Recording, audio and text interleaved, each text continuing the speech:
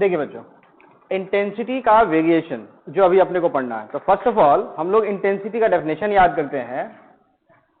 इसे हम लोग डिफाइन करते थे as the ratio of energy per unit area per unit time. Now class 11 में जो टॉपिक था वेव्स एंड साउंड, वहां से पता चला था this intensity I is in fact proportional to square of net amplitude. और इंटेंसिटी से रिलेटेड जो भी कैलकुलेशंस हम लोगों को करने होते हैं वो सारे कैलकुलेशन हम लोग एम्पलीट्यूड के टर्म में करेंगे। फॉर एग्जाम्पल, सपोज दो वेव हैं, दोनों का अलग अलग एम्पलीट्यूड A1 A2 और दोनों वेव के बीच में एंगल इज फाई। दो वेव, दोनों का अलग अलग एम्पलीट्यूड A1 A2 और दोनों के बीच का एंगल फाई। तो इसकी वजह से एक रिजल्टेंट वेव जो बनेगा, तो रिजल्टेंट का जो एम्पलीट्यूड होता है जिसका नाम नेट एम्पलीट्यूड कह सकते हैं, वेक्टर फॉर्मूले से निकालते थे। जो फॉर्मूला था ना ए प्लस बी का, A vector plus B vector का mod, that's A square plus B square plus 2ab cos theta, एकदम से पहला A1 square A2 square plus 2A1 A2 cos phi and this one is A net square। Vector के according resultant amplitude का formula. अगर इसी फॉर्मूले को आप इंटेंसिटी के टर्म में नाम देना चाहते हो, जैसे A1 है तो A1 के कॉरस्पॉन्डिंग इंटेंसिटी I1, A2 के कॉरस्पॉन्डिंग I2। अब फॉर्मूला कीजिए, I1 proportional to A1 square, I2 डालेंगे तो यहाँ A2 square, A net square आएगा तो I नेट। तो अगर इसी फॉर्म में देखना चाहते हैं तो यहाँ हम लोग डायरेक्ट भी कर सकते हैं, I का नेट वैल्यू स्क्वायर है I1, दिस वन I2, अब 2 है, A1 है तो A स्क्वायर में I1 था तो A के लिए रूट, ठीक है।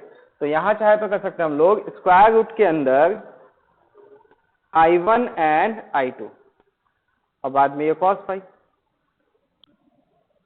तो मतलब अगर दो वेव आया, दोनों का इंटेंसिटी अलग अलग I1 I2, तो रिजल्टेंट इंटेंसिटी के लिए ये एक्सप्रेशन यूज कर सकते हैं हम लोग direct, obviously.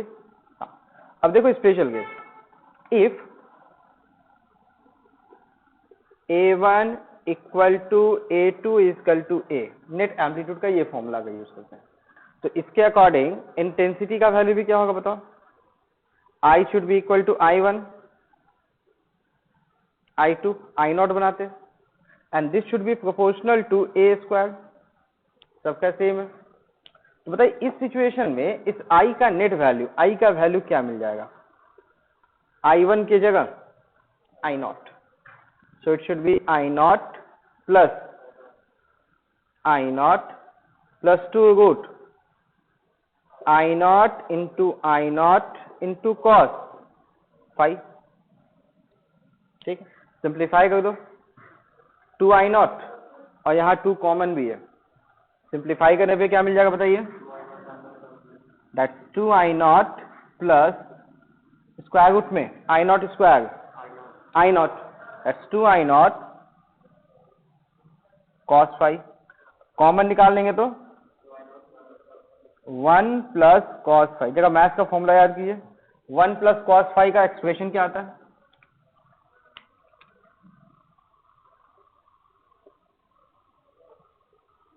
One plus cos phi,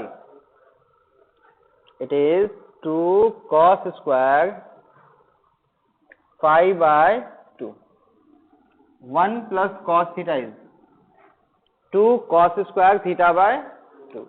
तो यहां से इंटेंसिटी का जो फाइनल एक्सप्रेशन आता है 2 इंटू 2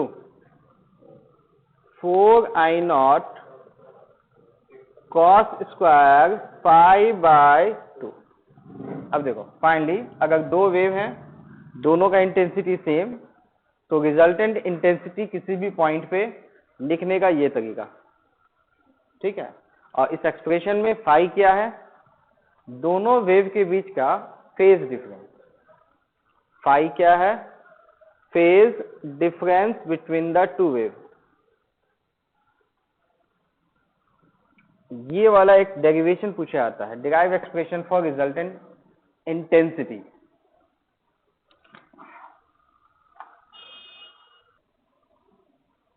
देखिए नेक्स्ट हम लोग यहां देखते हैं कि ये तो जनरल एक्सप्रेशन हो गया कि दो वेव आया, दोनों के बीच का फेज डिफरेंस फाई था। स्पेशल केस अगर हम लोग देखते हैं यहाँ पे मैक्सिमा कब बनता है,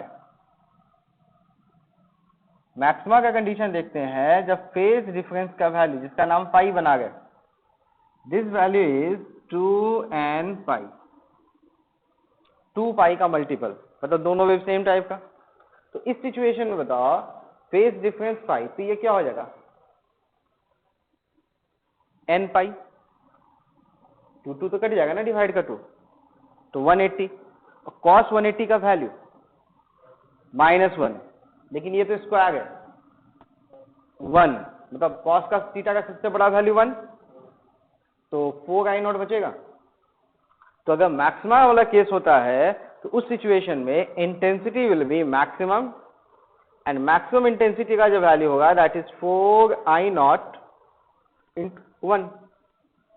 ठीक है, और याद कीजिए इसी मैक्सिमा के लिए ये बताते थे, और साथ में पाथ डिफरेंस का वैल्यू क्या बताते थे? n times lambda. बस ये सब रिकॉल करने के लिए बता रहा हूं। और वही सिचुएशन अगर हम लोग मिनिमा का कंडीशन बनाते हैं तो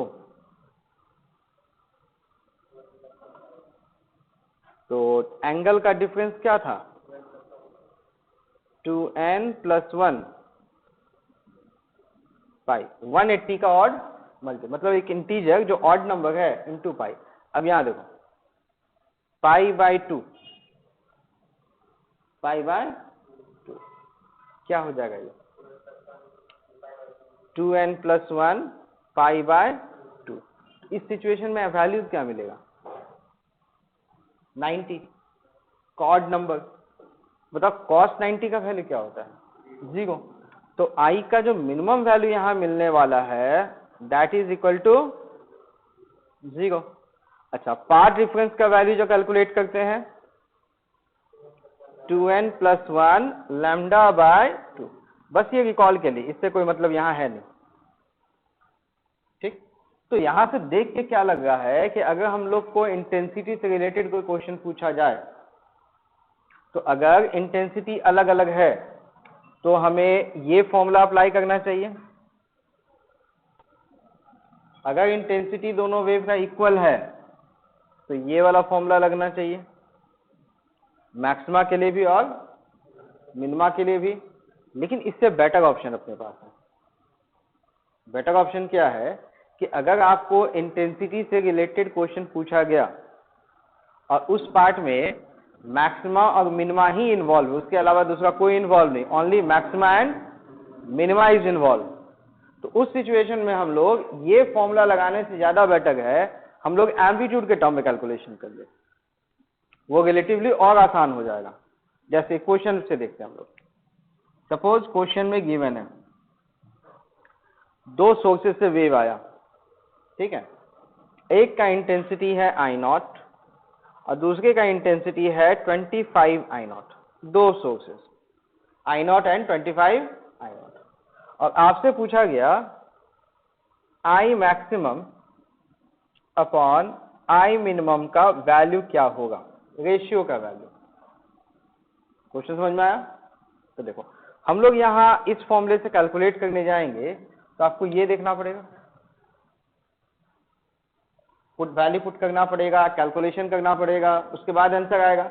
अच्छा, मैक्सिमम बोला गया तो एंगल सबसे बड़ा कितना एंगल 0, मिनिमम बोला गया तो एंगल सबसे छोटा 180 -1, तो दोनों लगा के सॉल्व करना पड़ेगा। इवन बेटर ऑप्शन है, ये बताओ I0 के लिए एम्पलीट्यूड A, देखो दूसरा तरीका, इसका एम्पलीट्यूड A 25 I0 है तो एम्पलीट्यूड निकालना है तो रूट लेना पड़ेगा ना, क्या कहलाएगा बताओ, रूट लेंगे तो 5a, बिल्कुल सही। तो बताओ मैक्सिमम एम्पलीट्यूड कितना होगा? 5 + 1 6, लेकिन इंटेंसिटी बोला 61 में 6 स्क्वायर और minimum 5 minus 1 4 square square ratio निकालेंगे तो ये तो कट ही जाएगा 36/16 क्या हो जाएगा 9/4 उतना मेहनत भी नहीं करना पड़ा। तो इंटेंसिटी से रिलेटेड जब क्वेश्चन आएगा और उसमें मैक्सिमम मिनिमम इन्वॉल्व होगा तो हम लोग कैलकुलेशन एम्पलीट्यूड के फॉर्म में करेंगे, फॉर्मूला नहीं लगाएंगे। लगाने पे भी आएगा लेकिन बेटर ऑप्शन ये है। चलो ऐसे ही एक और क्वेश्चन सॉल्व करके दिखाइए। एक का इंटेंसिटी 9I0, दूसरे का 64I0। Find I max upon I minimum, ratio का वैल्यू बताना है। 121/, चेक कर लेते हैं, बाकी लोग एक बार ट्राई कीजिए। बस वापस हम लोग आ गए।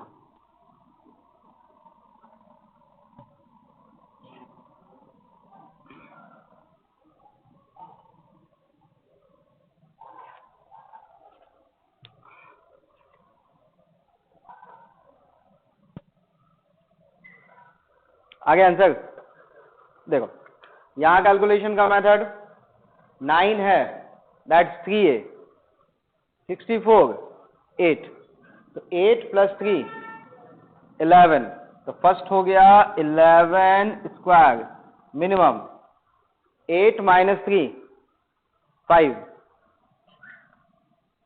Square, that's 1/25। चलो एक और ऐसा ही क्वेश्चन।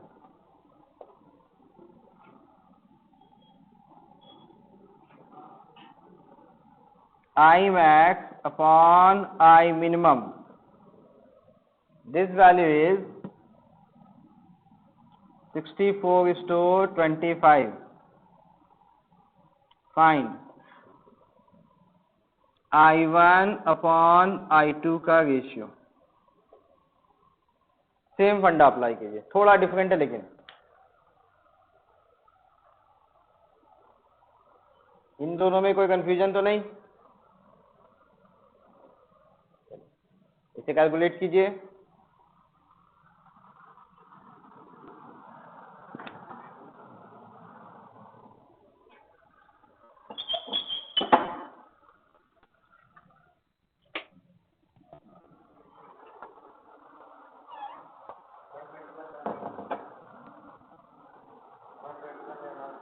वन 121/9 चेक करते हैं, बाकी लोग भी जल्दी ट्राई कीजिए।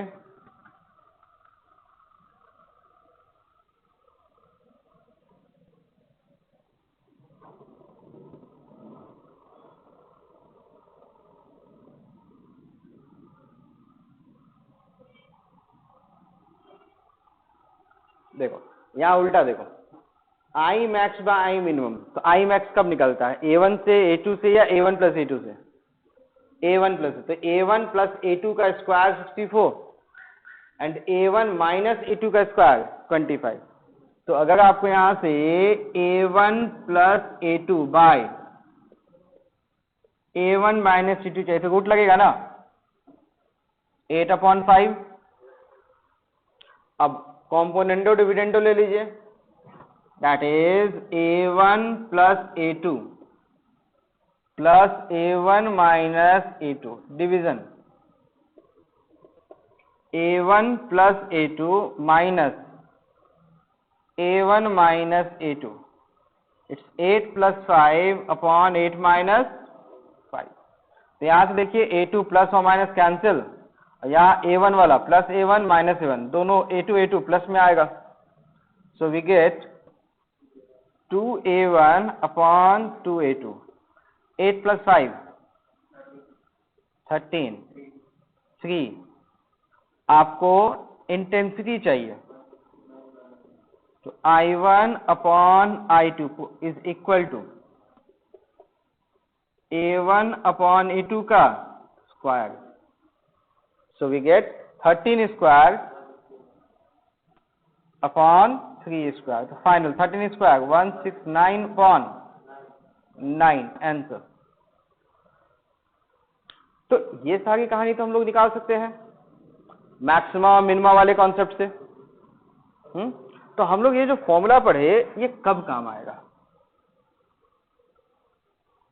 ठीक है, अब हम लोग इस पार्ट को इन्वेस्टिगेट करते हैं। ठीक, और इसके इन्वेस्टिगेशन के लिए अपने को YDSE सेटअप में देखना पड़ेगा ये कहां यूज होगा और क्यों यूज होगा। Got it? इधर नीचे वाले को हटा दें।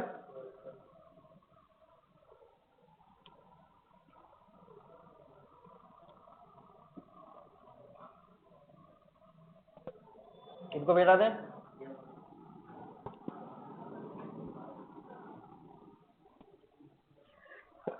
सॉरी,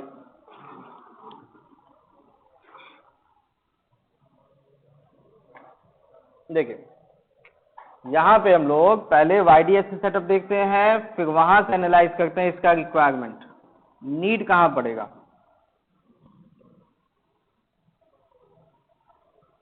स्टैंडर्ड YDSE सेटअप,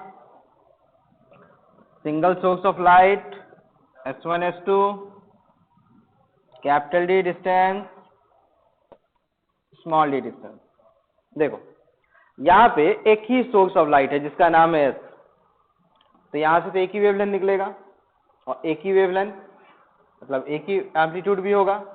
तो जो लाइट यहां से इस पे गया उसके इंटेंसिटी का वैल्यू I नॉट, तो जो लाइट यहां से गया उसके इंटेंसिटी का वैल्यू भी, तो S1 से एक I नॉट निकला, S2 से भी एक I नॉट, और इस स्क्रीन पे इंटरफेरेंस पैटर्न होता है मैक्सिमा मिनिमा का सेट।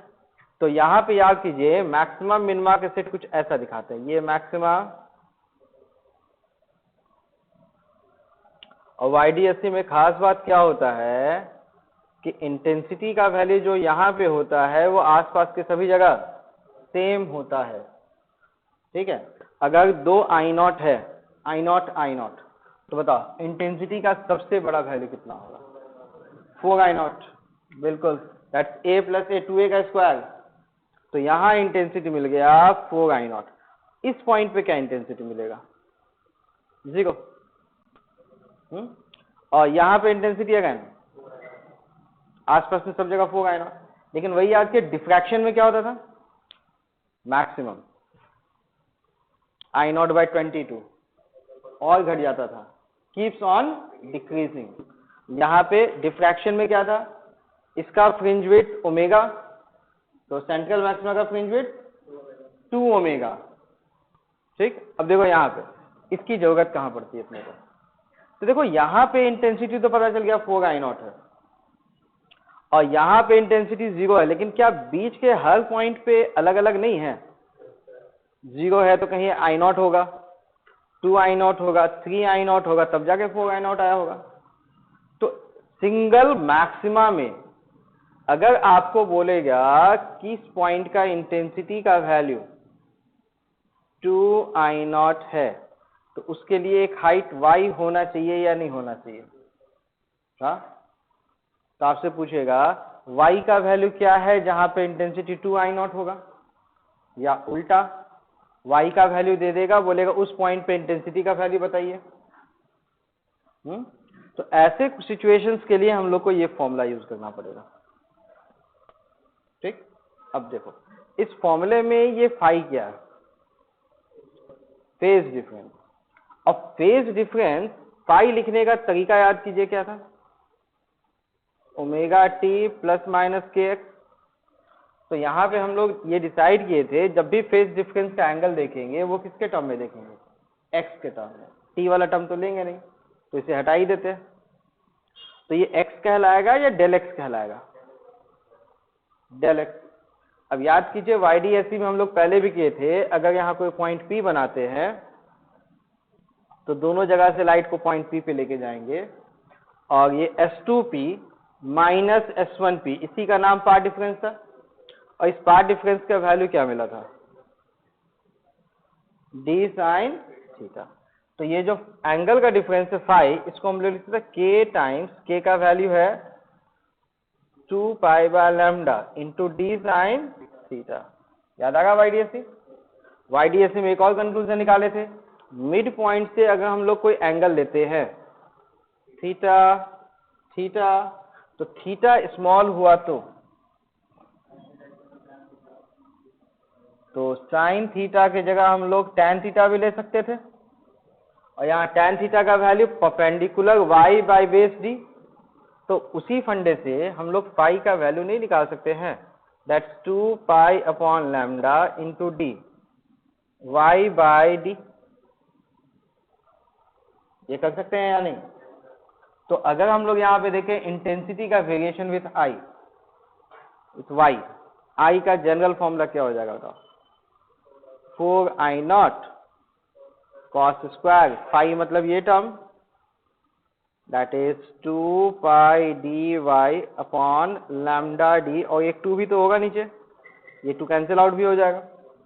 तो y के अकॉर्डिंग इंटेंसिटी का ये वेरिएशन मिलेगा। तो आप y का वैल्यू पुट करके इंटेंसिटी निकाल सकते हो, या इंटेंसिटी दिया है तो उसके अकॉर्डिंग y का वैल्यू। एक एग्जांपल भी देख लेते हैं।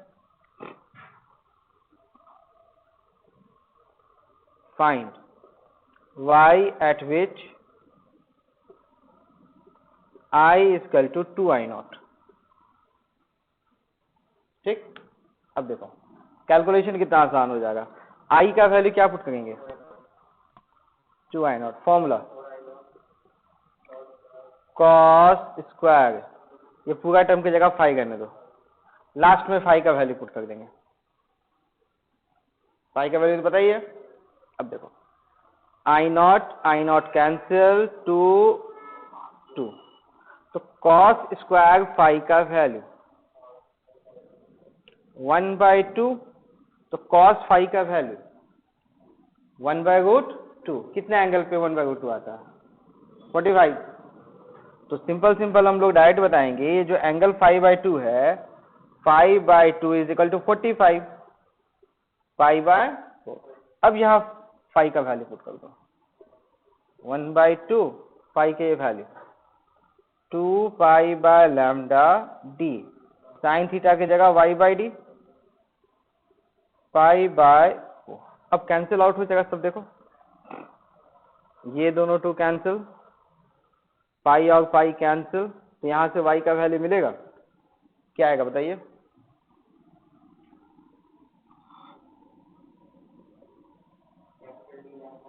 Capital D lambda by 4 small D.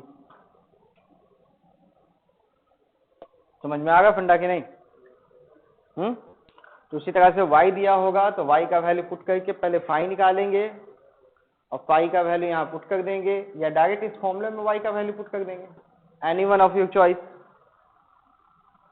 ठीक है, तो जब भी इंटेंसिटी निकालना हो विद इन मैक्सिमा के अंदर का, तो आपको ये फॉर्मूला ही अप्लाई करना पड़ेगा। ठीक है, नोट कीजिए। इसे देखिए, इंटेंसिटी I के लिए जो फॉर्मूला हम लोग सेलेक्ट करते हैं, that is energy per unit area per unit time. ठीक है, थोड़ा और डिटेल में समझने के लिए अपने को 2 टाइप की चीजें और समझनी पड़ेगी। इंटेंसिटी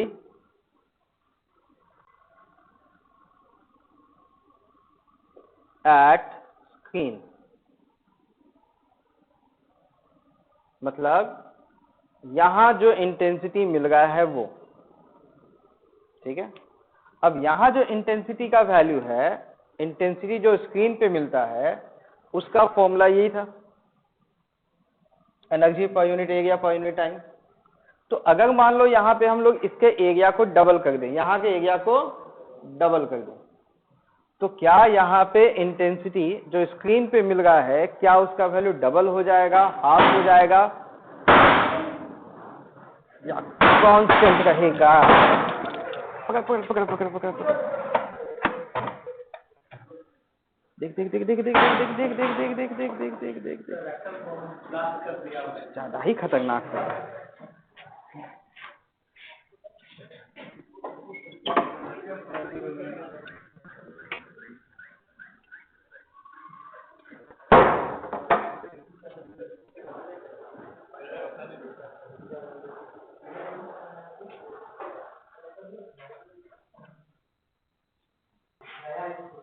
चलो देखो यहाँ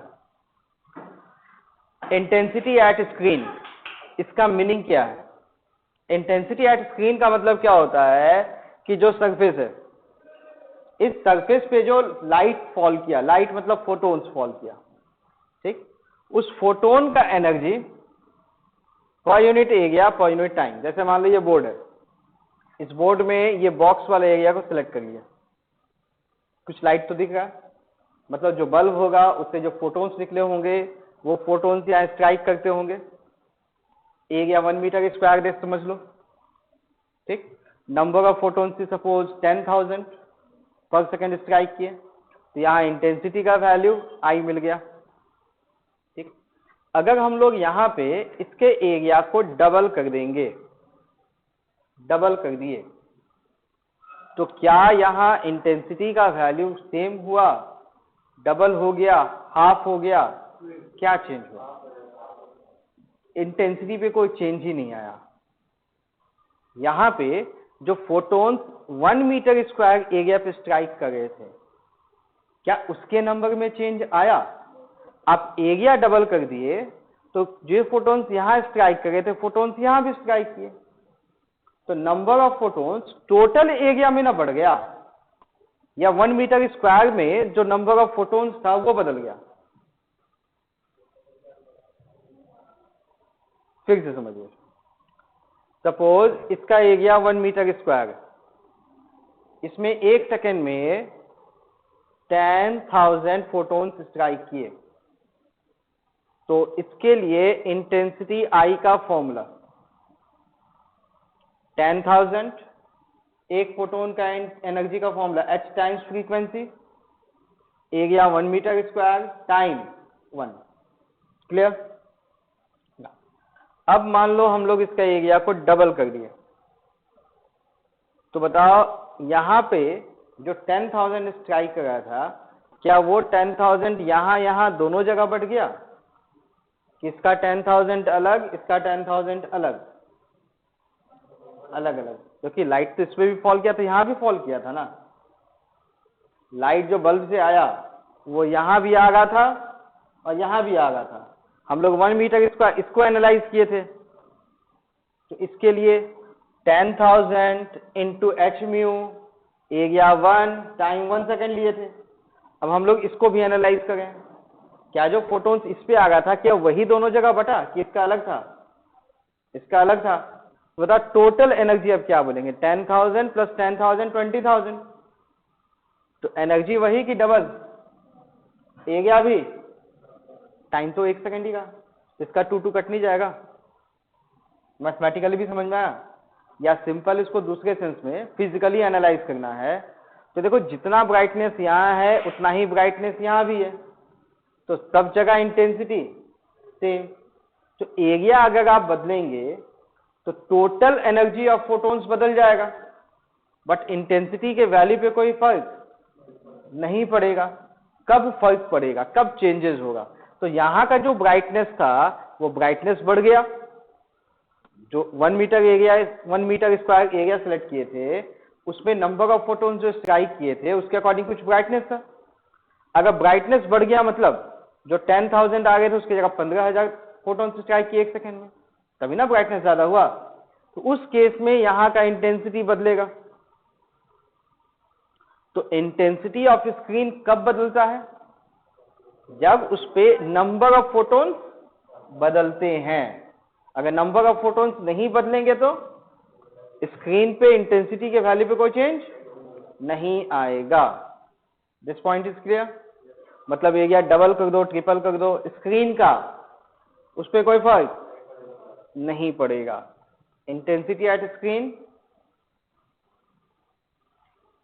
प्रोपोर्शनल टू ब्राइटनेस। ठीक है। दूसरा एक टर्म आता है intensity as source.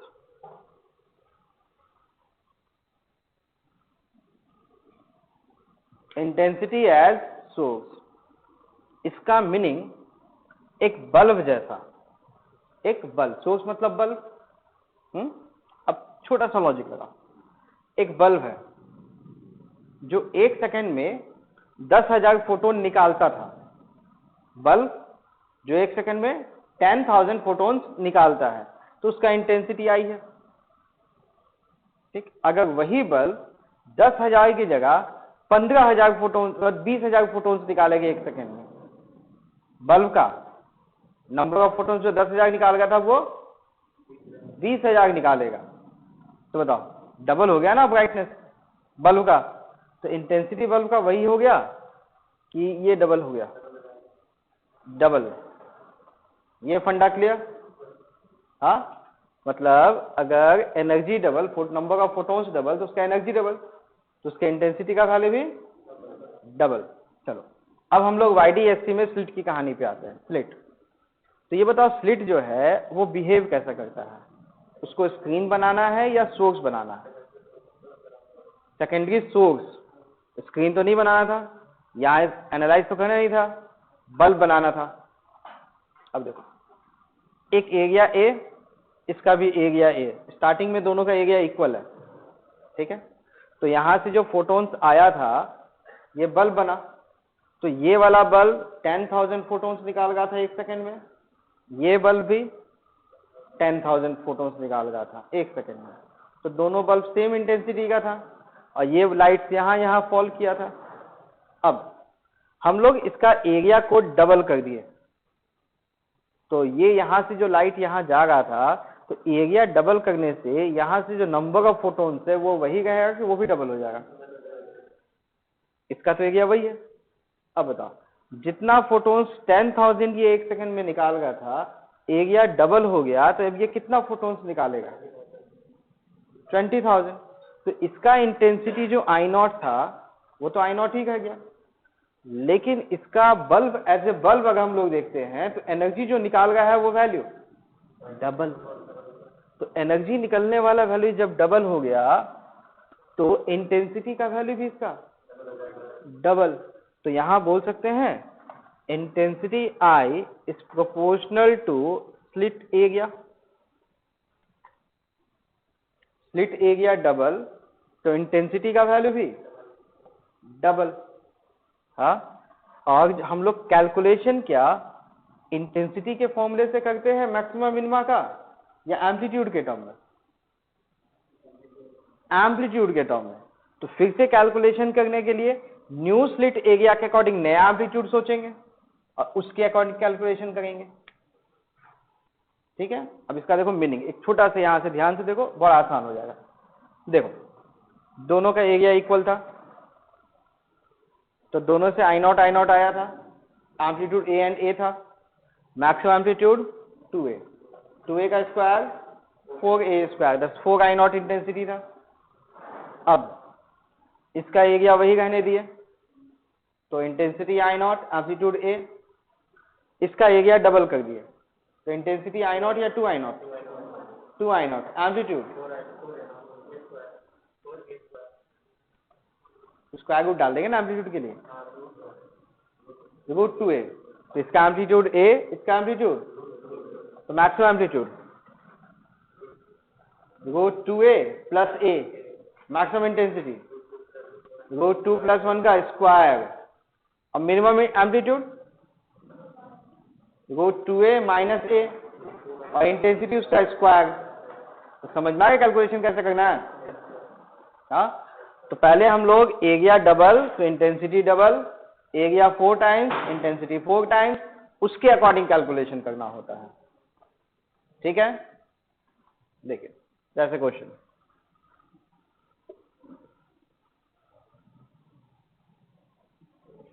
in YDSE if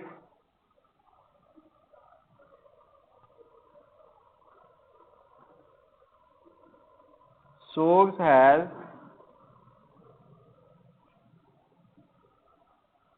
intensity I naught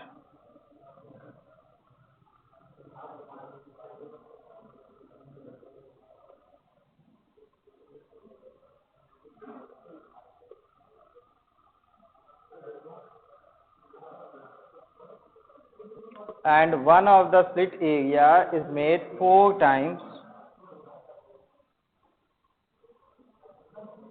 Find I max upon I minimum. इस वाले को सॉल्व कीजिए और बताइए आंसर क्या आएगा।